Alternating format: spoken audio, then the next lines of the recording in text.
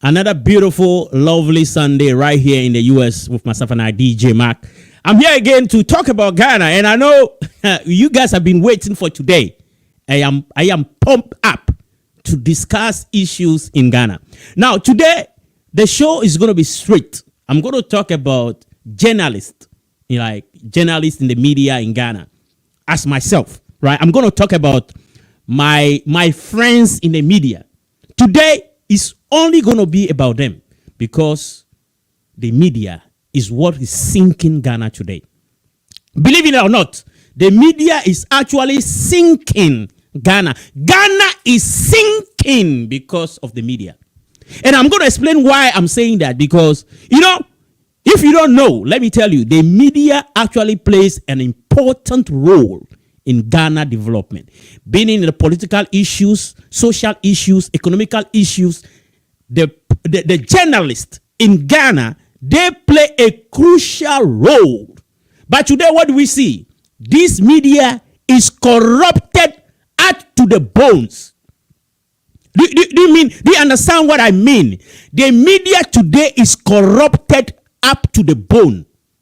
They only love money. The love of money of the media is what is destroying Ghana. Let me repeat that. Let that sink well with you today. I am declaring today that the love of money of the media is what is destroying Ghana. Because there's nobody to check what the executives are doing, the judiciary are doing, the legislative people are doing. They're supposed to be the fourth arm of the government. But because of corruption, because of the chop, they'll chop. Did this? And now they are Jimmy. My tree is not good, but I had to fire the journalists. Those stomach journalists today, they are Jimmy for. And that's what they are doing to Ghana. They are destroying Ghana. They're supposed to be the check and balances. They're supposed to be separation of power. And the media is supposed to play a crucial role to make sure that we have dignity, integrity in Ghana. But what do we see today? This media is corrupted. And this is how I'm going to start the show today. And I'm asking you humbly to go ahead and share the live. Invite your friends. Let's talk about Ghana because we are here to build Ghana. And without you guys, we cannot build Ghana. Without the media, we cannot build Ghana. We need someone to hold the executives, the legislature, and the judiciary accountable. And that's the job of the media. All right. Once again, this is your host, DJ Mac. And I'm again asking that you actually share the live. When you get to the live, mention your name. Let me say hi to you because you guys are coming to do a great job. I see Christian right there. Welcome to the show. Let me see on the Mahama page to see whether I can greet some few folks before we jump into the show today because without you guys, I really, really appreciate you guys. Without you guys, there will not be any show. So I want to take my time in the beginning of this show to say thank you before we jump into firing all those stomach journalists, right? They are just corrupt. Okay, let me see. I want to say hi to some few people because I see a lot of people already connected today. I see you, Andy King Cole. How you doing?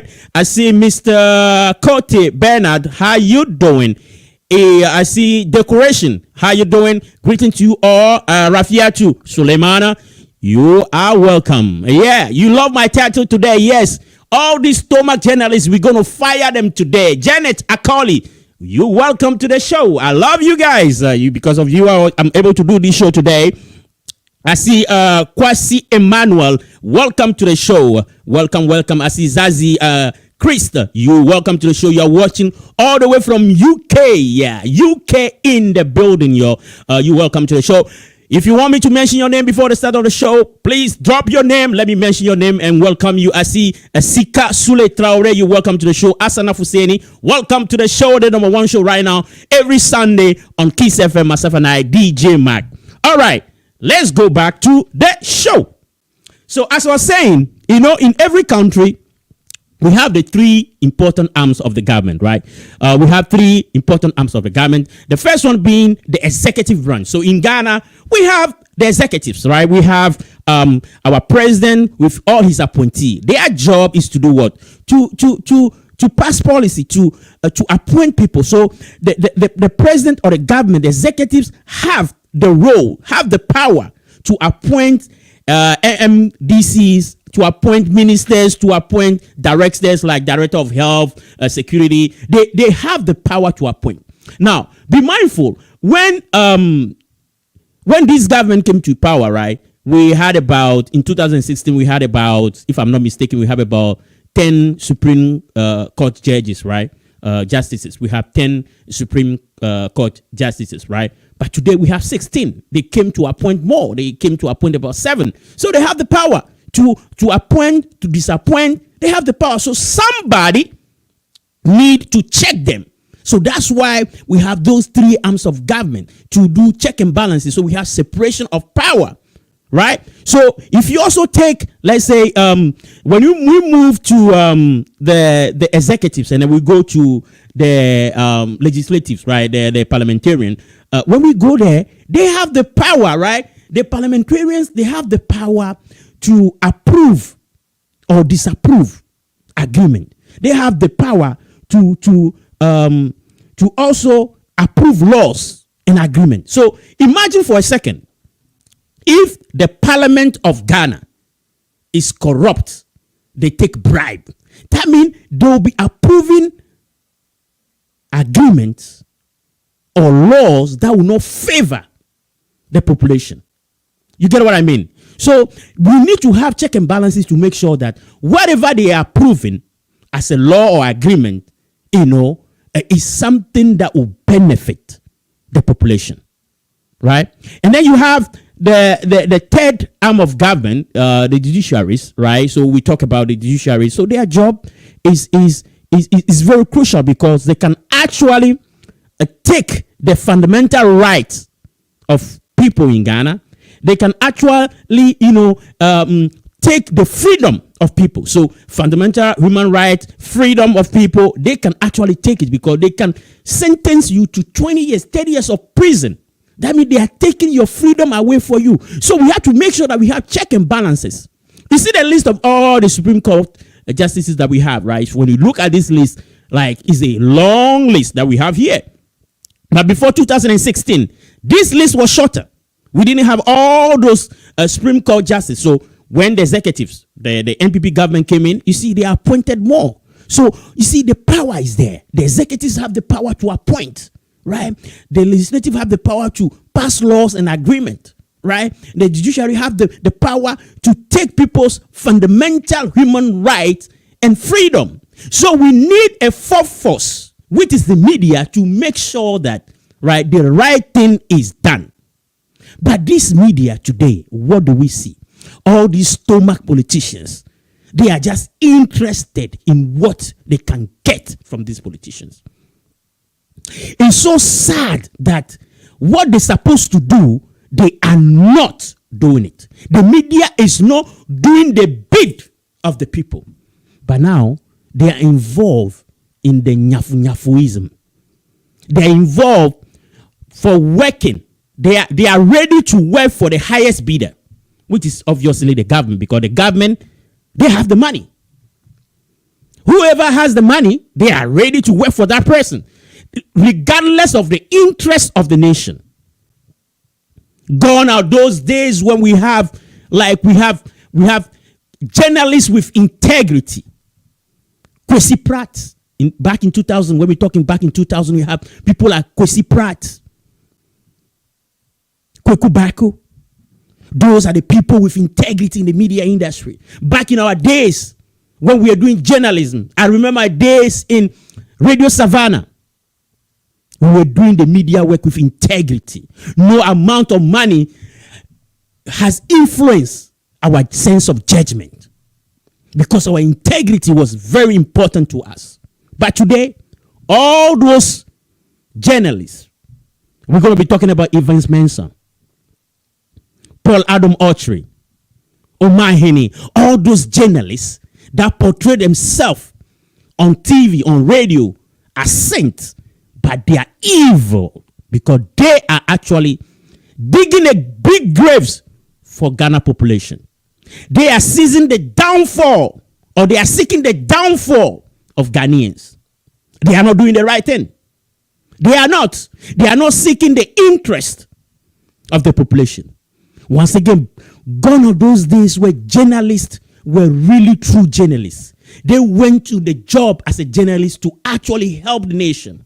But today, these stomach journalists, their job is to, okay, who is the highest bidders I can work for? Because they are only interested in their own stomach, how they can fill their stomach. They don't care about the rest. The rest can go to hell and somersault and bend. They do not care. Read my lips. They do not care. Yeah, in actual fact, they don't care.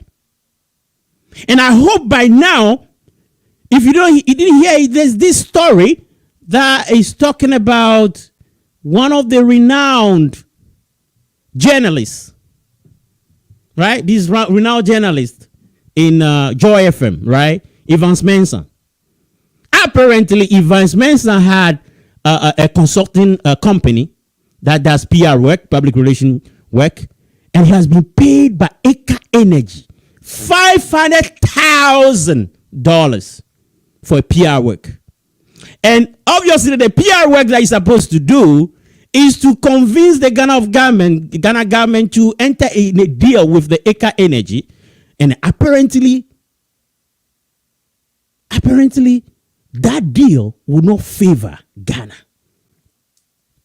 But you know, what is worrying is that Evans Mensah held a lot of shows to talk about that deal.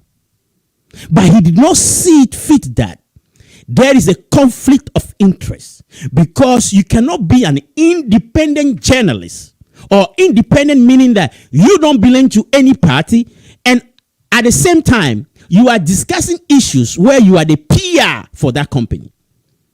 Many times Evans Mensah was on radio talking about Eka Energy, who have contracted him to be a PR. How can you be objective when you are taking money from that company? Not only that, he went to the extent of sharing that money to other journalists.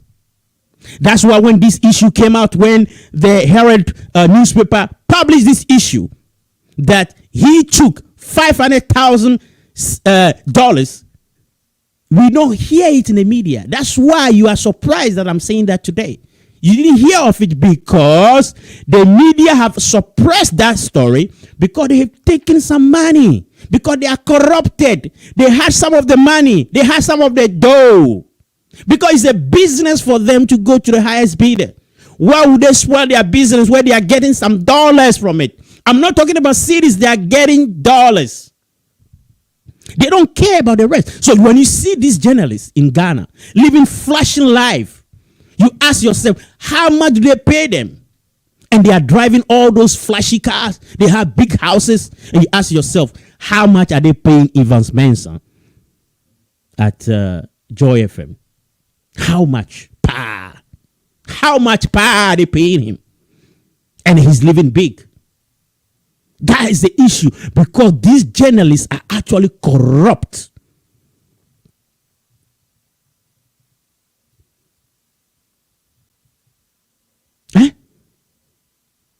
They are just corrupt. This is unimaginable. So this is not good, because they're supposed to be the fourth arm of the government and they are not doing the job. They've been sleeping on stories. For example, let's imagine for a minute, right? Harry Berryman, Farida, you be with me here. Kojo Robert, just be with me. Johnson, Jonathan Patrick, be with me. Bernard Kuru, be with me for a minute. Just imagine that the NDC MPs in Parliament were bribed $500,000 to do a PR work for the same Eka Energy. I'm telling you, by now, all the major media houses in Ghana will be following that story morning to evening. They will be talking about that. They will be pouring their heart into that issue. They will be discussing it every single day. They'll be discussing it every single day, I'm telling you. But you see, they are quiet about that issue because they don't really care, because they don't have to say anything because they collected the money. But as I said, if the table was 10 and the NDC MPs in Parliament were bribed to do PR work for Eka Energy, these media houses will take that as a chewing stick. They will be chewing on that from morning to evening. You know, the worst part of it is that the multimedia, they came out to say that, yes, they know that Evans Mensah worked for Eka Energy as a PR, but they are disputing the amount that the Herald newspaper mentioned, the $500,000. You see, they are not even ashamed. As a big media house, they should know that this is conflict of interest. The guy is supposed to be neutral. He cannot be discussing issues, right, that pertain to Ghana, but you are at the same time representing the interests of Ghana, and at the same time representing the interests of your client, which is the Eka Energy. That is not possible. That is not, like, it shouldn't take you centrists to actually come to that judgment. So they did not, as a multimedia company, they didn't see anything wrong with that. They were okay with it. They don't really care, but they're only disputing the figure. But they did not tell us how much the actual figure is. You see how even the media houses are corrupted? Because I'm sure they also got some part of that money. Hey, Charlie, they got some. Because the way they came to defend their employee quickly like that, they are even agreed that yes, he took some money, but they are not able to tell us how much he actually took. It is a pain. And these journalists, they actually need to sit up and do something good for Ghana. Now, as I was talking about Paul, somebody also came to my mind, right? As I was talking about Evans Mensah. Somebody else came to my mind, who is this man, Paul Adam Ochoa, right? The village lotto forecaster. Because this guy always trying to forecast stuff, but he doesn't even know anything. He doesn't even know how to even forecast well. So this man, he came to my mind, right? Because this guy is always defending the MPP, right? He's doing the bid of the MPP all the time. You're supposed to be a neutral person. You're on Good Evening Ghana. You're supposed to be neutral. You're supposed to be doing things to help Ghana. But he's always playing or doing the dirty work, especially the dirty work of our de facto Prime Minister Gabi and the information minister, which is Kojo Nkrumah. He's always doing their bid. They're always doing their dirty work.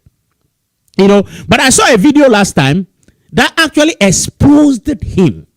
He was when this case of Professor Boateng came out, right? The report of Professor Frimpong Boateng came out. You know, I saw him discussing something on TV and saying that the professor saying that the information minister gathered some journalists and they are plotting how to bring down the professor and all that is not true. Because if Oppong Nkrumah, who is the information minister, really want to bring the professor down, he will not do it that way. So he was explaining how it will be done. But you know what? As he was saying that, he's actually exposing the information minister. He's actually telling us how they've been doing their deals.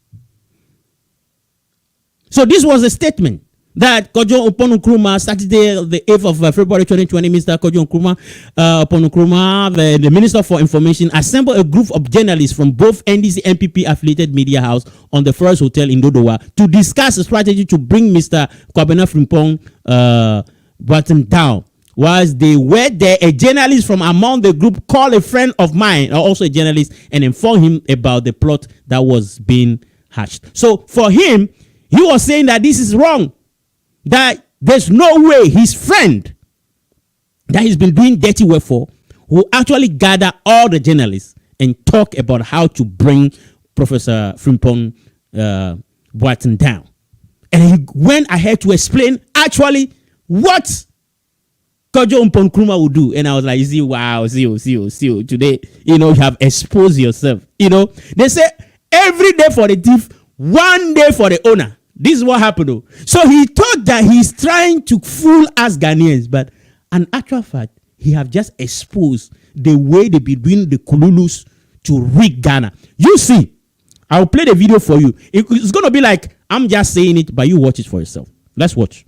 I'm just going to play a small part of this for you guys. Kojo Oppong Nkrumah, on Saturday, the 8th of February 2020, Mr. Kojo Oppong Nkrumah, the Minister for Information, assembled a group of journalists. You listen. From both NDC and MPP affiliated media.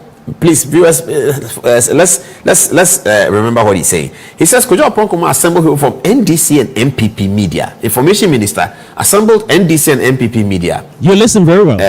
Listen closely. At the Forest Hotel in Dodowa. The Forest Hotel, I know there's a hotel in Dodowa. To discuss a strategy to bring me, Kwabena Frimpong Boateng, down. Whilst they were there, a journalist from among the group called a friend of mine, also a journalist, and informed him about the plot that was being hatched against me. Yeah, now listen to this part. I don't believe this part. Okay, so and I'll tell you why. Good. Yeah. Tell us Kojo why. Oppong Nkrumah is information minister. Okay. Official government appointment. Listen very well, my people. Professor Frimpong Boateng alleges that he has been exposed in a hotel in Dodowa. Okay, listen. With NDC media and MPP media, and he tells them that let us go and pull Frimpong Boateng down. Listen very well. The minister will do this. I don't believe it. So you don't believe it, my brother. So what do you think he will do? You listen. So he said he doesn't believe that this man, right, Kojo Oppong Nkrumah, will actually gather media from the NDC and MPP to try to destroy the professor. So now he's coming to tell us what his friend, the information minister, will actually do. You listen, Charlie. You see, you cannot hide, you cannot hide your bad behavior. Things that they've been doing in their dark corner, he came to expose. Now he's going to tell us how they have been doing their deals. Hey, I'm telling you, you cannot hide for reality. You can't hide though. So, hey, this guy, he thinks that he's coming to play us, but he's playing himself. Charlie, if you were born in the Volta region like me, if you are born in the Volta region like me, when you stayed in Aplau, nobody can fool you. Because, Charlie, we, the Aplau people, Charlie, we know inside though. We can't fool us because, Charlie, say gang no play gang. Yeah, gang no play gang. So you cannot play us. We rather going to play you because you are exposing yourself. You watch. It didn't happen. It won't happen. You bring NDC media. Now, if Kojo Oppong Nkrumah wants to do something, that's not how he'll do it. How? He's not going to have a meeting at Forest. No. He's going to send a text to somebody and send a text, Charlie, what we're going to do. So you just been sending text messages. And they decide that, Charlie, what's the plan? This is the thing. Okay, so how do we execute? You won't know. They don't even talk. So they've been sending text for you. When they mention somebody's name as, what about Kofi? The person may not be Kofi, some other person. So they don't do, this is, even at Second World War, information people don't do that. My people, did you hear him? So usually when they want to try to do something in the media, if they are trying to do the bid, so technically what he's saying, because you need to have that analytical mindset to actually understand what he's saying, because if he has never done it before, he will not know it dito like that to say it. I don't know whether you understand me. Like if you have never done something before, right? The way you explain it is like you are thinking on the spot. But the way he's presenting it, the way he presented it, it means that they've been doing it. Like there's no two ways about it. They've been doing it. So when they want to bring somebody down or they want to destroy somebody, usually what they do is that they test each other. They don't gather somewhere. That's what he's saying. They actually test each other. They code their language. So even if you are called Ama, they can call you Kofi. That's what he's saying. They code their conversation. So that means this is what he's been doing. So this is to confirm actually that this man had been working for, doing the dirty work of the information minister and the de facto prime minister, who is Gabi. You heard it yourself. I'm not making this up. This came from the man himself. He thought he was playing us, but he cannot fool us. You see this man. You see, this issue of $500,000 came out. He's not discussing it. He decided to ignore that fact that somebody took money from a company called Eka Energy to work for them to destroy Ghana, because whatever deal they are having will not play into the advantage of Ghanaians. He's not talking about that.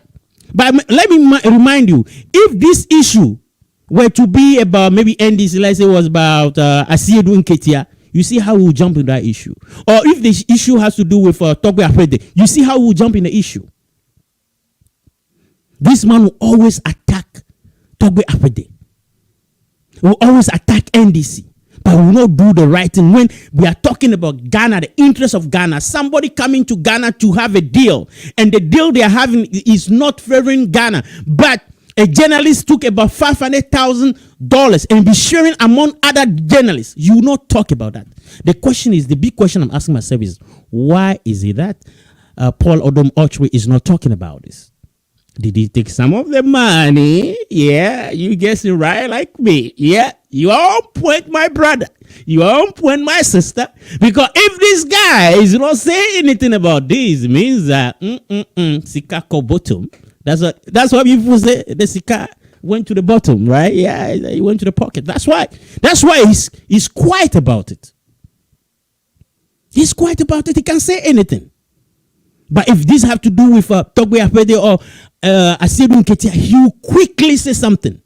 He will come to the defense of the MPP because he's actually doing the bid of the MPP. Now, there's another journalist that I would love to talk about, right? I would love to talk about this Omah Hene, another corrupt journalist. This is another corrupt journalist. Yeah, Omah Hene. You don't remember him? He's the same guy that Kennedy Agyapong came to his show. The man came to your show and insulted you that your chicks look like what? Bowfruit. He insulted the man that your chicks looks like bowfruit. And on your show, he couldn't say anything because he's corrupted. Because he does the bid of the MPP. He cannot go head to head with his master. This man don't actually see anything good with the NDC. Everything that the NDC will do for him, for Omah Hene, is bad, is black. He will never praise the NDC. But he's supposed to be neutral. Do you remember he even went ahead to attack, right, Honorable Ablakwa? This Ablakwa was just exposing the double identity of Reverend what is his name again? Odu Jemfi. Yeah, he was exposing the double identity of Reverend Edu Jemfi. And this man, Omah Hene, went head on head with Honorable Ablakwa, insulting him, calling him all sorts of names. And at the point, I was asking myself, is Honorable Ablakwa and Omah Hene, are they chasing the same woman? Right? Because Agbe Ebenezer, I don't know, but because the way this man was attacking Honorable Ablakwa, I was like, man, it's like these two people are following the same woman, because you cannot just attack someone like that. Like, you don't see the good that the person is doing.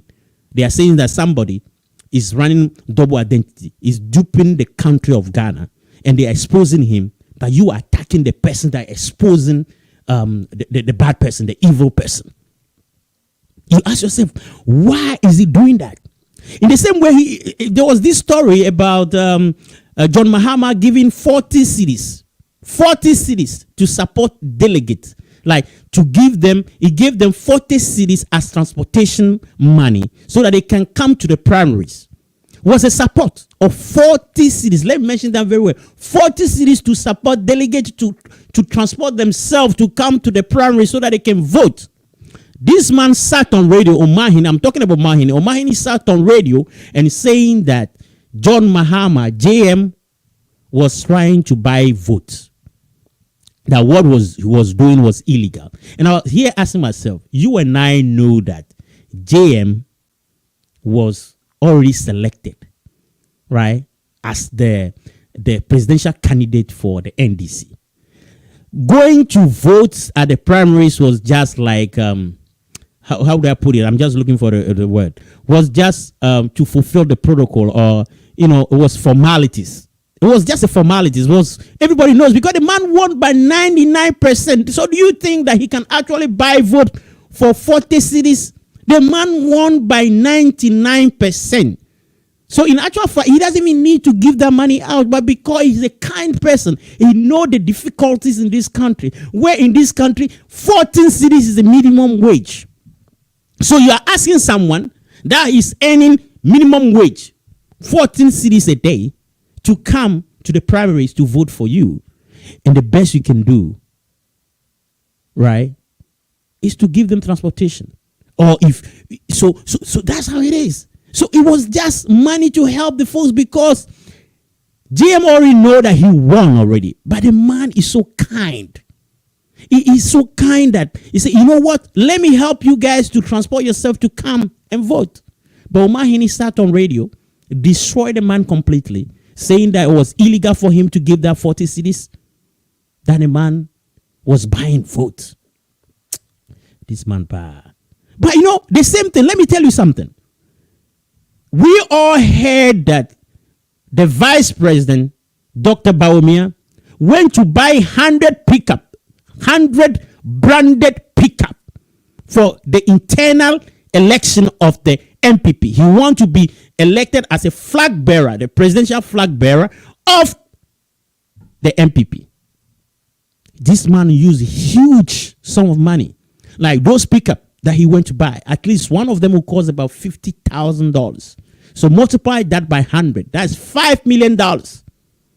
The vice president will take $5 million. How much is the salary of the vice president?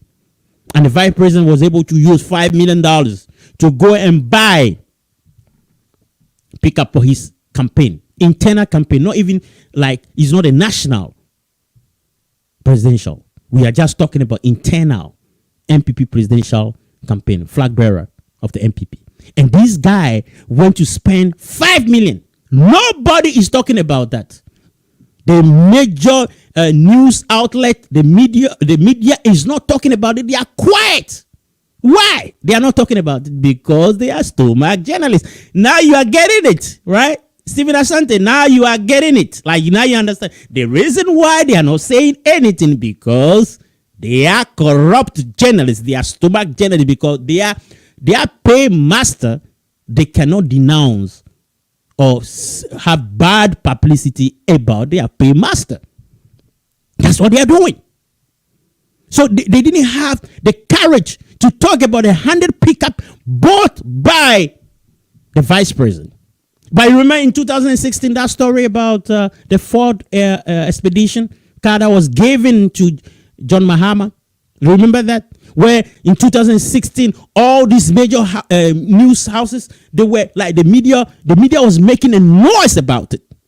That, JM is corrupted. He went to get the pickup, a Ford expedition. I think it was a Ford expedition from a businessman from Burkina. But when these went through the right process, the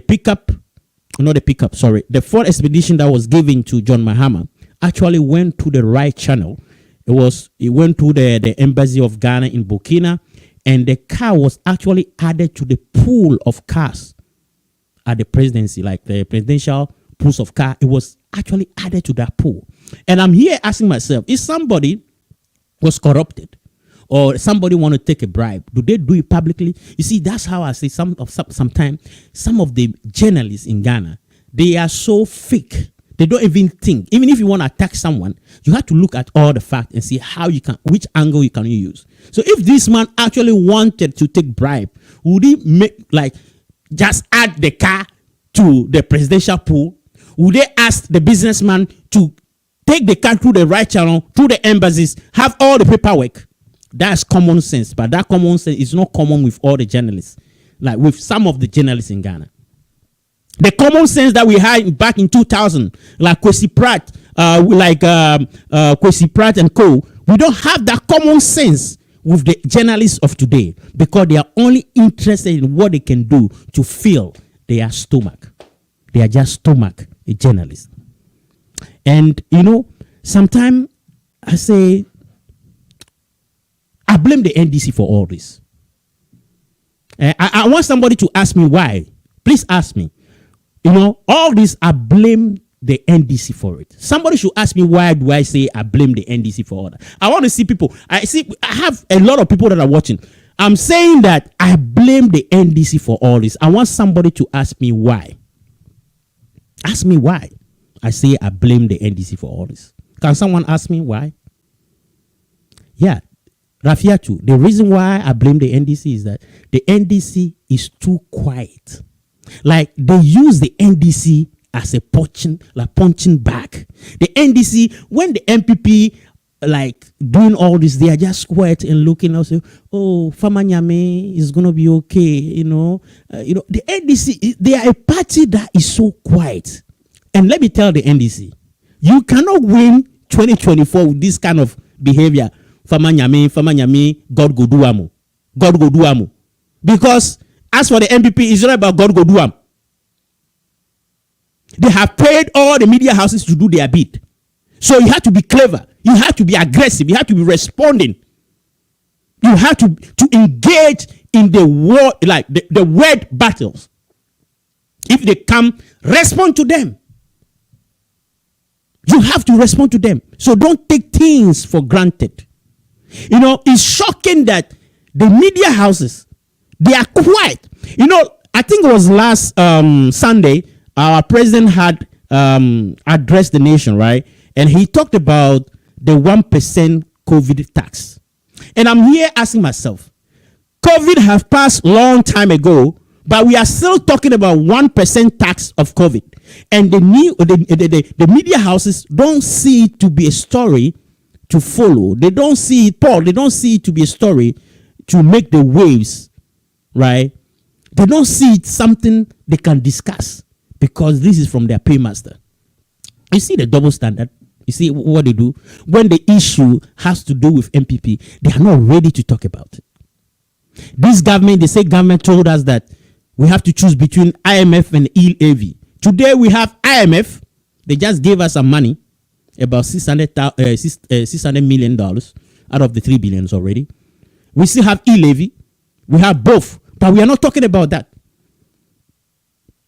The media is supposed to hold the executives accountable because they told us we have two choices: whether we go to the IMF or we have e-levy. Now today we have both. Why the media is not making noise about that so that the government can actually take the e-levy out, because we cannot have both.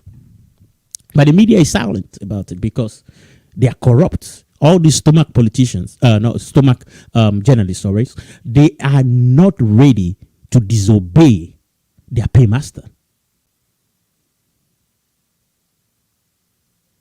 They told us that once we have the e-levy implemented, once we have the IMF deal sealed, once we have the 2023 budget done, Ken Ofori-Atta will resign as the finance minister. All that happened. We had the 2023 budget, we have the IMF deal, we have the e-levy. All those conditions were there. But what happened? Ken Ofori-Atta, the man that is sinking Ghana economy, is still at post. And the media don't see the right to talk about that. They are just quiet. You see? So that's why I'm saying that this media is corrupted. The media is very, very, very corrupted. Now we're going to move to the second topic of the day. We're going to talk about Nogoku. This story, man. Let's talk about Nogoku. For people who don't know, this last Friday, this issue of Nogoko when the bishop of Perez Chapel, Ajinasare, said Nogoko is the headquarters, the demonic headquarters of the Volta region. The people of Nogoko have responded. Though. They came out to respond. They had a press conference on Friday to respond to the man and to let the man know that, you know, they are not happy about what he said. Though. They are not happy. So I'll tell you, I'll play a small video and I also try to explain to you what the people said. So the press conference, this is the press conference that they had. Mama Fagashi Mayomi. I'm here to John Fiari. Me away for organize. Alabe anogopo jua aduwo nya. Me amajopo marana no mo. So I'll try to interpret for you guys. Tangore nyantia. Ya nyata foto domoro vie mafia. Na mo kwevia na mo toga ba ale uto gbona. Mafia timi kata Mayomi kakakan. Abati afom. So basically, so far, what he's saying is that he's calling the ancestors, he's calling them not for evil intention, he's calling them for peace, he's calling them for a good reason. He's here to let the whole world know that Nogoko is a peaceful place. So they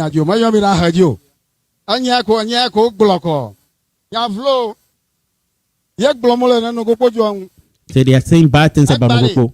Today, we want to show the whole world that Nogoko is a very good place. It's not a bad place. It's a place of truth. If you have something and you come to Nogoko, like anything, you are seeking the truth. When you come to Nogoko, you find the truth.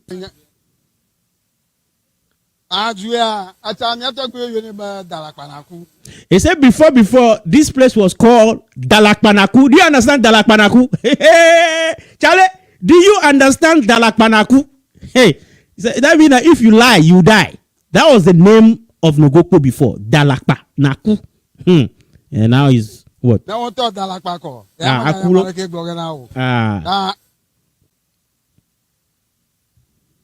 Oh, but Dalakpa. Nogoko shia. Enya fia mi la gba.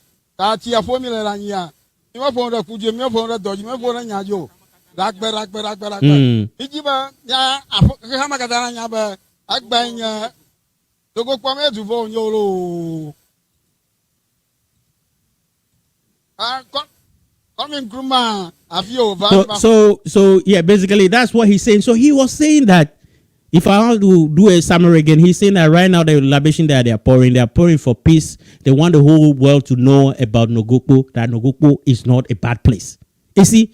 So that's what he's saying. So in that video too, they said that the bishop, Ajinasare, need to come to Nogoko. They are giving him 14 days to show up. Yeah, that's what they say. They say they are giving 14 days to show up. Nogoko. If he doesn't show up, they will reserve their comment.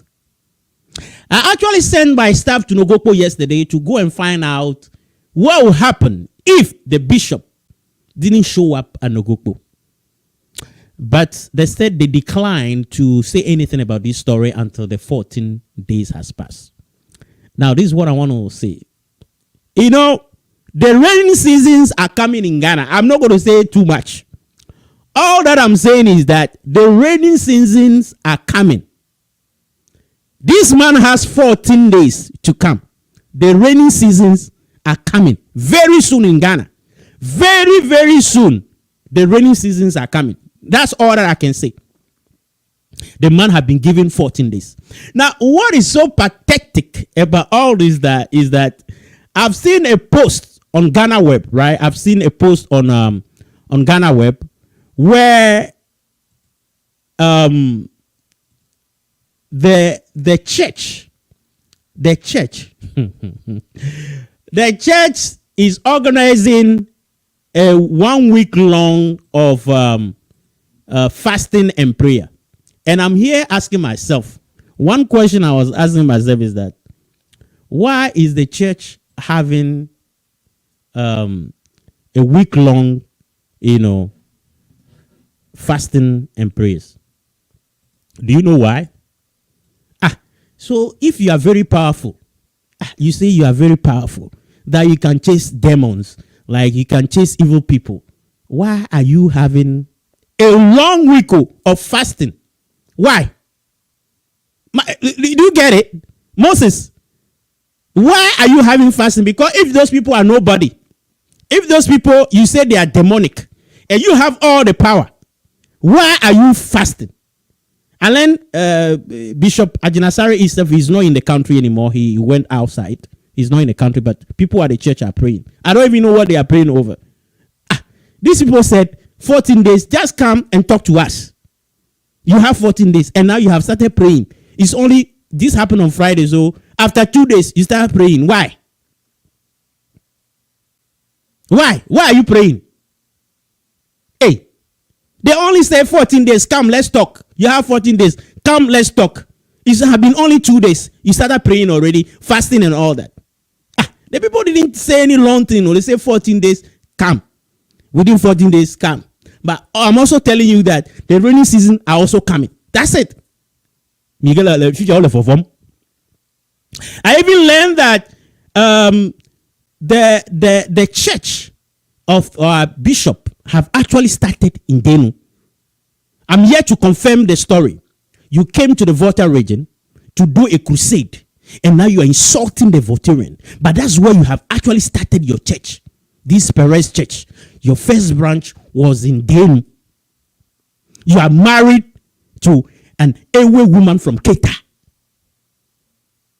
See, this lady also have to sit up. He had to talk to the husband that you cannot disrespect your in-laws like that. As a woman, you need to talk to your husband and let him know that we, the in-laws, you don't have to disrespect us like that. And then you have people in the Ewe community sitting in those church. They have a branch in Denu. You are sitting in that church and your bishop is disgracing you, and you are there clapping. And I love the way the Voltarians right now are standing up for themselves. I just love the situation. I just love the situation. You see, we need to understand something. We have to have religious tolerance in Ghana. We have to tolerate other religions in Ghana. Why? Somebody should explain to me. I want someone here to explain to me why is it that Christians are always attacking, insulting the traditionalists. It's like you see Christian always referring to the traditionalists as evil all the time, insulting them, that they are demons. But you never see Christian saying the same about Muslims. Why? I want you to follow me a little bit. Why is it that Christians are the people always attacking traditionalists? All the time, they attack them. But you don't see the traditionalists attacking Christians. If your faith is so good, you believe in your Christianity, you believe, why do you have to attack other people? Why? You don't need to attack them if you think whatever you are doing is greater than anybody else. Why?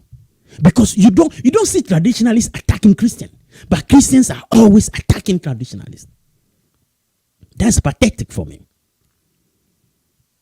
That is very pathetic for me. You have people in the Christian faith. They don't want to have anything to do with their culture. You see somebody has a good name like Mauli, which is God exists. And today he will tell you, I don't want to be called Mauli anymore. I want to be called Paul.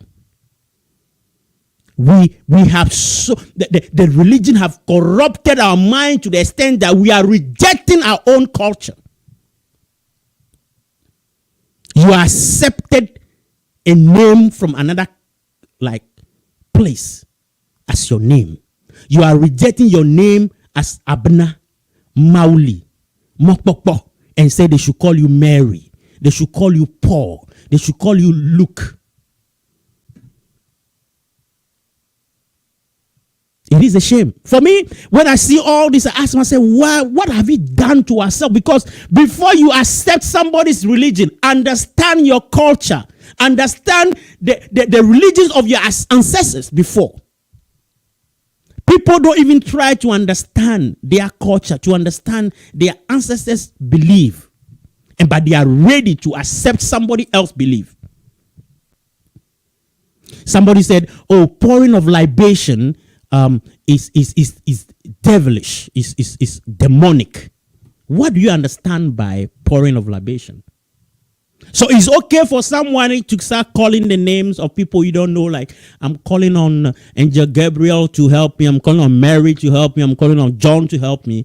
But it's totally wrong for someone to say, I'm pouring libation, calling the name of my great father, Togbe, let's say Togbe Agboja. You see how our minds are corrupted.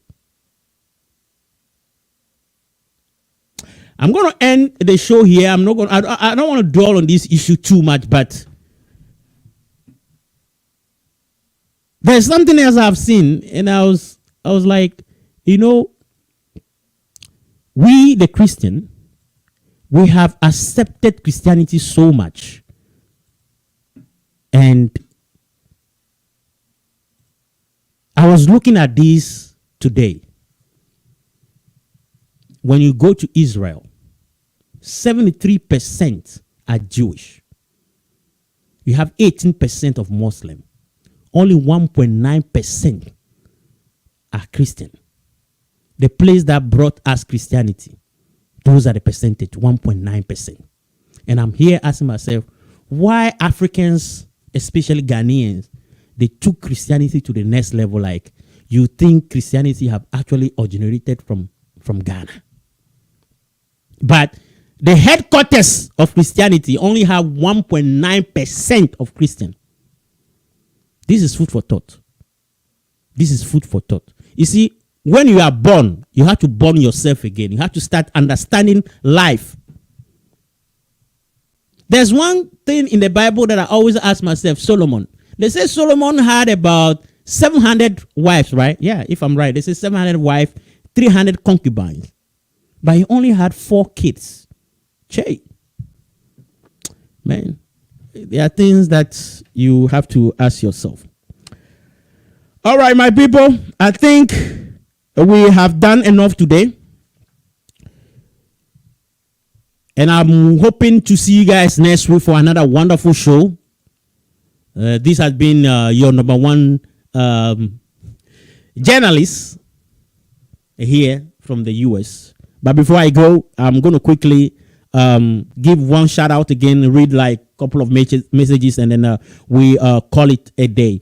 On the Mahama page, I see Andy King Cole. Thank you for showing up here. Ice Mac Decoration, welcome to the show. Thank you for being here. Kwesi Emmanuel, thank you for being here. Zazie Christ, thank you. Positive Change, Madina. Thank you. Kojo Robert, Jonathan Patrick, Bernard Kuru, Mahama Yusuf, Uzes, Adams Bankal, James Rodriguez, Jacobs Papa, Biers, Seku, George Dixon, Ado Midas, Sulemana, Andrew Titi Mujaudu, Godfred, Moses Ajalo, Princess Yaira. Thank you guys so much for being part of the show. I also see Shalom. Thank you so much for being part of the show. Remember, next week we'll be here every Sunday. We have this show on the Kiss FM page. I have Christian, Rafiatu, Janet, Sika, Asana, Kofi, Mavis, Stephen Asante, Edna Ofori, Abena Opong, Jifa Kafui, Henry Berima Bimpe, Kofi Ajimain, Rashida Fatau. Thank you so much for being a part of this show. I can only say thank you to you guys for being here to help us.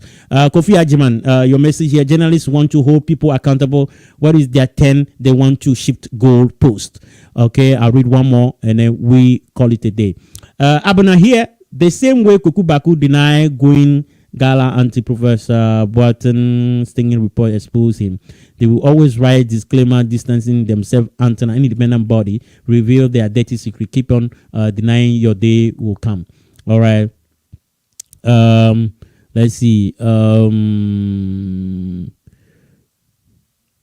This one from Stephen Asante. We won't treat it with contempt. Did you take the bribe or not? Did you take it as a person, woman, journalist, consultant, or good? All right, guys. Thank you so much for being part of the show. I hope to see you next week, same time, same channel. I'll be here, your host, DJ Mac, and thank you once again for being part of this show. Live the life you love the life you live. Until next week, God bless you all and take care. Bye for now.